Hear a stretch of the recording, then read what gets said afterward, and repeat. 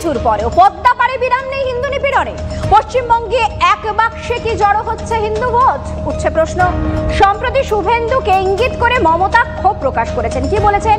ওরা আমার নামটা পর্যন্ত বিকৃত করে দিয়েছে। বাংলাদেশে হিন্দু নিপীড়নের আবহে মমতা বন্দ্যোপাধ্যায় রাজনৈতিকভাবে যে অবস্থান নিয়েছেন তাতে জাতীয়তাবাদ এবং বিজেপির বিকল্প হিন্দুত্বের মিশেল আছে বলেই মনে করছে বিশেষজ্ঞ মহল।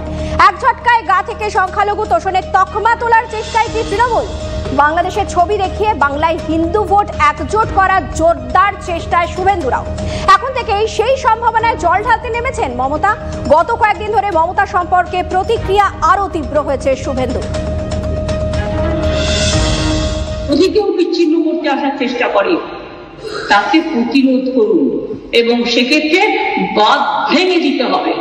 আর যারা কেউ কেউ বলছে বিহার দখল করব, উড়িষ্যা দখল করব, আমি বলি ভাই ভালো থাকবেন, সুস্থ থাকবেন, সুন্দর থাকবেন, কিন্তু এত বড় হিম্মত আপনাদের কেন কারো নেই যে বাংলা, বিহার, উড়িষ্যা সব নিয়ে নেবেন আর আমরা বসে বসে ললিপপ খাবো?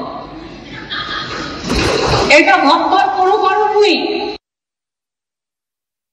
পুরী ধামের বদল আপনি করতে পারেন না, আপনার সাহস হয় কোথা থেকে?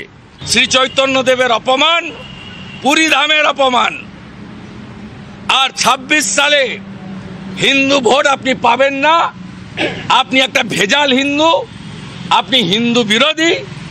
হিন্দুরা ইউনাইটেড হচ্ছে এই আতঙ্কে এইসব করে বেড়াচ্ছেন।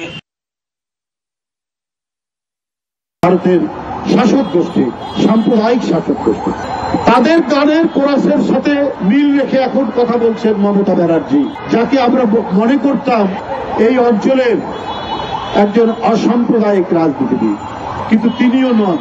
তিনিও অত্যন্ত গভীরে সেই কট্টর ঘৃণা ছড়ানো হিন্দু মৌলবাদী বা কট্টরবাদীদের গলার সাথে তাদের সাথে সুর মেলালেন।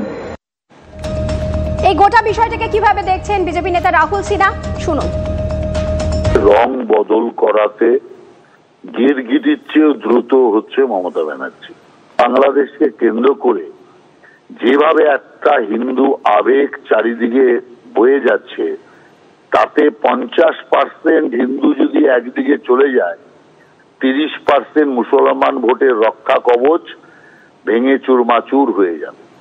সেই কারণে আবহাওয়া বুঝতে পেরে উনি জগন্নাথ মন্দিরের উদ্বোধন থেকে শুরু করে লালিপপ খাওয়ানো থেকে শুরু করে সব রকম আস্তে আস্তে করতে শুরু করেছেন। কোনো ছাত্র আন্দোলন নয়, বাংলাদেশে পট পরিবর্তনের পিছনে রয়েছে গভীর চক্রান্ত। তাকে ক্ষমতাচ্যুত করতে ষড়যন্ত্র করেছিলেন মোহাম্মদ ইউনূস, এমনটাই অভিযোগ করলেন খোদ শেখ হাসিনা।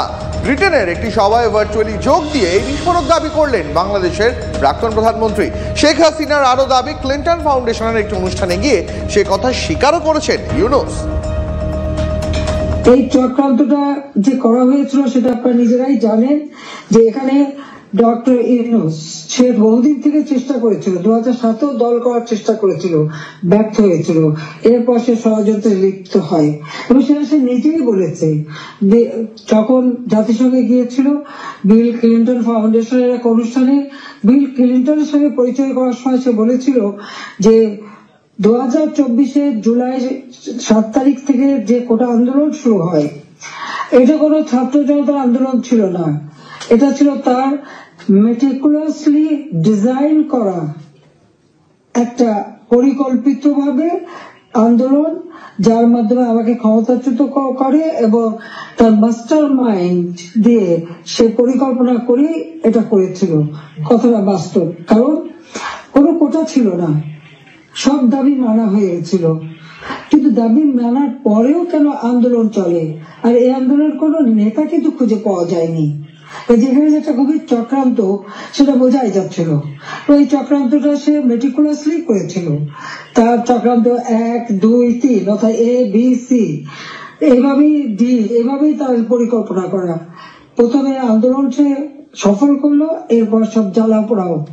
জাতির পিতা বঙ্গবন্ধু স্মৃতি জাদুঘর, ওই ছবিটুকু তো আমরা 2 বোন পেয়েছিলাম।